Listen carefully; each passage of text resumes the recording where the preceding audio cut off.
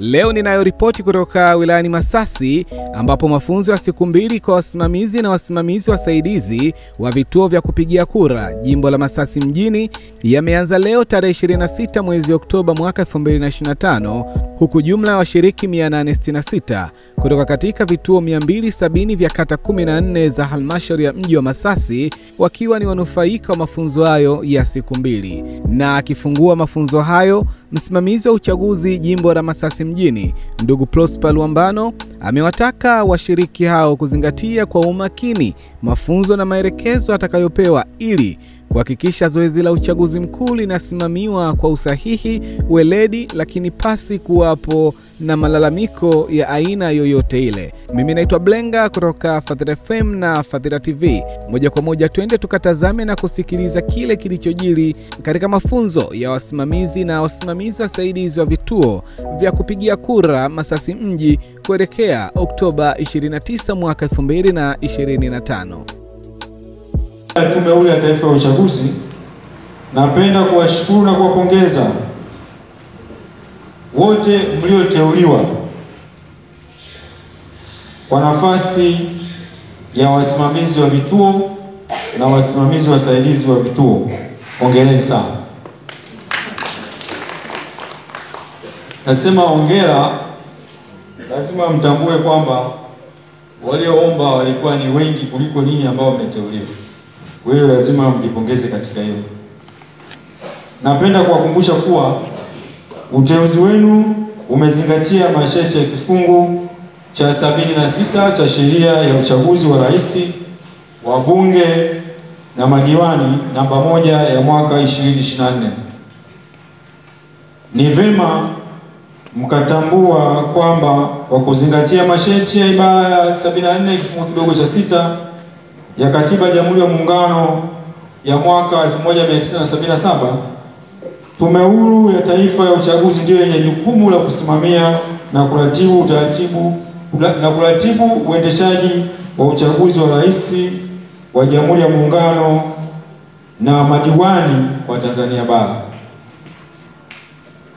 Kwa kuzingatia niliyoeleza awali kwamba ninyi mliopo hapa mmeteuliwa kwa mujibu wa sheria, na tangu tarehe ya uteuzi wenu mnao wajibu wa kikatiba na kutekeleza majukumu ya uchaguzi wa rais na wabunge wa Jamhuri ya Muungano na madiwani kwa Tanzania bara kwa niaba ya Tume Huru ya Taifa katika vituo vya kupigia kura mtakavyopangiwa. Ndugu washiriki wa mafunzo, dhamana mliopewa ya kusimamia zoezi la kupiga kura na kuhesabu kura, ikiwa ni sehemu ya usimamizi na uratibu wa uchaguzi wa rais na wabunge wa Jamhuri ya Muungano na madiwani kwa Tanzania bara, ni kubwa, nyeti na muhimu kwa mustakabali wa taifa letu. Hivyo mnategemewa kuzingatia sheria, kanuni na maelekezo mtakayopewa hadi hapo tutakapokamilisha jukumu hili la uchaguzi mkuu. Ndugu washiriki wa mafunzo, leo tupo hapa kwa ajili ya mafunzo kwa wasimamizi wa vituo na wasaidizi kama ambavyo nimeeleza awali, ambapo mtakuwa na jukumu la kutekeleza shughuli za uchaguzi ipasavyo kwa ngazi ya kituo. Mafunzo haya yanajumuisha wasimamizi wa vituo na wasaidizi wake wapatao 866 watakaofanya shughuli za uchaguzi katika vituo 270 ambavyo vipo kwenye jimbo letu, ambavyo vituo hivyo vipo katika kata 14 za halmashauri ya mji Masasi.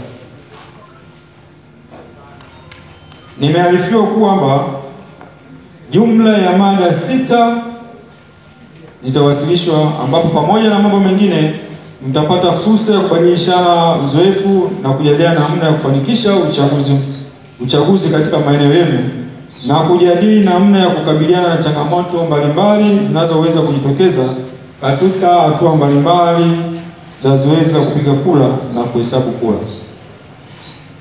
Kwa wale mnaosimamia zoezi la kupiga kura na kuhesabu kura kwa mara ya kwanza, Ni mategemeo yangu kuwa mtajifunza kwa haraka, mtapata uzoefu kupitia majadiliano ya pamoja na watendaji wengine wazoefu.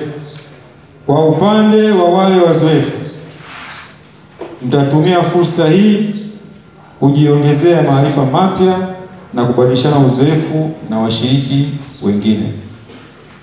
Ndugu washiriki wa mafunzo, wote tunafahamu kuwa uchaguzi ni mchakato unaojumuisha hatua na taratibu mbalimbali za kikatiba na kisheria ambazo hupaswa kufuatwa na kuzingatiwa hasa katika ngazi ya kituo, ambapo mchakato wa kupiga kura na kuhesabu kura huendeshwa na hatimaye matokeo ya uchaguzi kwa kiti cha rais, ubunge na udiwani ndiyo yanapoanzia. Hatua na taratibu hizo ndio msingi wa uchaguzi huu na ni wa haki, na hatimaye kupunguza au kuondoa kabisa malalamiko au vurugu wakati wote wa mchakato wa uchaguzi. Nachukua nafasi hii kuwaasa kuwa pamoja na uzoefu ambao baadhi yenu mnao katika uendeshaji wa uchaguzi, msiache kusoma katiba, sheria, kanuni, taratibu na miongozo na maelekezo yanayotolewa na tume. Ndugu washiriki, kabla sijamaliza hotuba yangu, napenda kusisitiza mambo yafuatayo.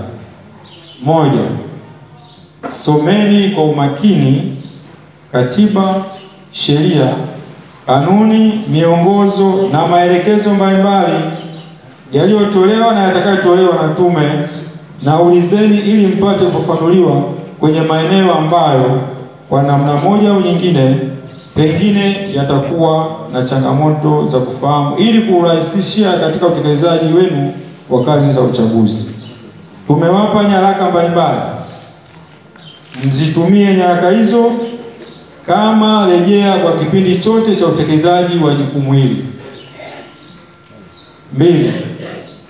Jitahidini na mjiepushe kuwa vyanzo vya malalamiko kutoka kwa vyama vya siasa kwa kushirikiana vyema na mawakala wa vyama vya siasa watakao kuwepo vituoni kwa mujibu wa sheria. Kwa hiyo hapa tumeanza na msimamizi wa kituo, ndiye mkuu wa kituo. Na humu ndani haujui kama wewe ni utakuwa mkuu wa kituo au utakuwa msaidizi namba 1 au namba 2. Kwa hiyo kila mtu ajue majukumu yake, kwa sababu hujui mwisho wa siku utakuwa katika kundi gani. Kwa hiyo huyu msimamizi wa kituo ndio mkuu wa hicho kituo na wajibu wake ndio kama ifuatavyo: kupokea na kutunza vifaa kwa ajili ya uchaguzi katika kituo husika. Kwa hiyo msimamizi wa kituo atakuwa na wajibu wa kupokea na kutunza vifaa vya uchaguzi katika kituo husika. Lakini pia ile saa 10 kamili alasiri unatakiwa kufunga kituo. Nachomaanisha kufunga kituo, ina maana utafunga kituo na kufikia saa 10 kamili, kama kutakuwa na watu 100 ambao wako pale kituoni, au mtawahudumia mpaka pale watakapoisha. Na atakayefika kituoni kuanzia saa 10 na dakika 1, huyo hawezi kupiga kura. Kwa hiyo ina maana ikifika saa 12 msimamizi wa kituo utahakikisha mlinzi wa kituo anasimama kwa yule mtu wa mwisho ambaye amefika ndani ya huo muda. Sanduku la kila uchaguzi itakuwa na mfuniko yenye rangi tofauti kama ifuatavyo: kuna bluu kwa uchaguzi wa kiti cha rais, nyeusi kwa uchaguzi wa kiti cha bunge na nyeupe kwa uchaguzi wa madiwani, ambapo matumizi yake wote tunafahamu, si ndio jamani? Kuna mtu ajui kazi ya masanduku? Kifaa kinachofuata ni karatasi za kura. Hutumika kwa ajili ya wapiga kura kupiga kura zao kwa uchaguzi wa rais, wa bunge na madiwani. Lakini kabisa tutakuwa na vituturi ambao ndo ni kifaa kitakachotumika kuwawezesha wapiga kura kupiga kura zao kwa siri kwa mujibu wa sheria, na kwa wale wenye ulemavu wa miguu kituturi kinaweza kugeuzwa chini upside down ili kiweze kuwa kifupi. Lakini pia tutakuwa na vitabu vya fomu za matokeo ya uchaguzi ambao ni 21A, 22B, 21C ambayo itakuwa na sehemu A na sehemu B, ambapo sehemu A ya fomu husika hutumika kujaza matokeo ya kila mgombea kituoni, lakini pia sehemu B ya fomu husika hutumika kujaza kura zenye mgogoro. Kabla ya siku ya kupiga kura, msimamizi wa kituo atatakiwa kuzingatia yafuatayo: moja, ahakikishe anapokea na kuhifadhi vifaa, fomu, orodha ya wapiga kura na daftari la kudumu la mpiga kura kwa ajili ya kituo chake. Vile vile ahakikishe amepokea taarifa za wapiga kura walioidhinishwa kupiga kura ya rais katika kituo husika kama wapo. Tuko pamoja? Tunao watu ambao wameomba kupiga kura ya rais pekee kwenye vituo vyetu, na kimsingi wale watu tayari majina yao tumeshukisha kubandika kwenye vituo vyote ambavyo vina majengo na ambavyo havina tumening'iniza. Kwa hiyo hii ipo kule na mtaikuta. Tuko pamoja? Kwa jukumu lako ni kuhakikisha, je, mtu anayeomba kupiga kura ya Mheshimiwa Rais yupo kwenye orodha hiyo ambayo nimeipokea? Sasa 3A maana yake uchaguzi wa rais, B uchaguzi wa nini? Mbunge, na C diwani. Kwa hiyo bahasha ziko 3 tofauti hizo. Bahasha namba 3 ina rais, mbunge na diwani. Kwa hiyo inategemea na hiyo kura ya lipi ni ipi. Ya rais kwa 3A, ya mbunge 3B, kwa diwani 3C. Sawa sawa? Tuko wote mpaka hapo na atapewa karatasi nyingine apige tena kura. Huyo alimu. Sawa? Mpiga kura aliyetumbukiza karatasi yake ya kura ndani ya sanduku la kura asipewe tena karatasi nyingine ya kupiga kura. Yaani asiyesema ametumbukiza akasema mimi kura yangu niliharibu, naomba nyingine, huyo asipewe tena. Tumeelewana hapa? Ila yule ambaye ameharibu akakupa na ukaiona ndio apewe nyingine.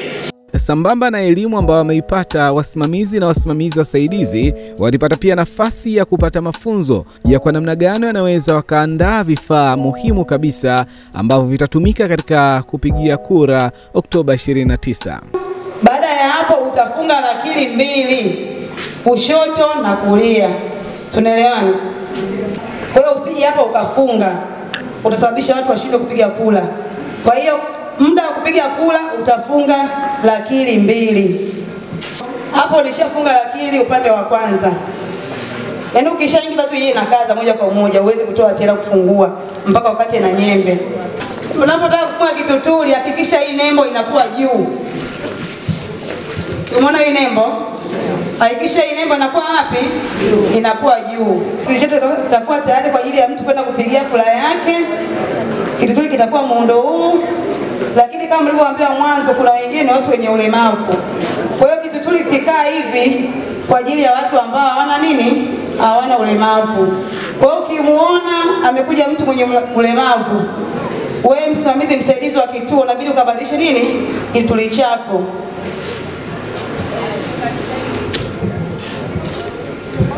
Utakiinua na kitakaa hivi.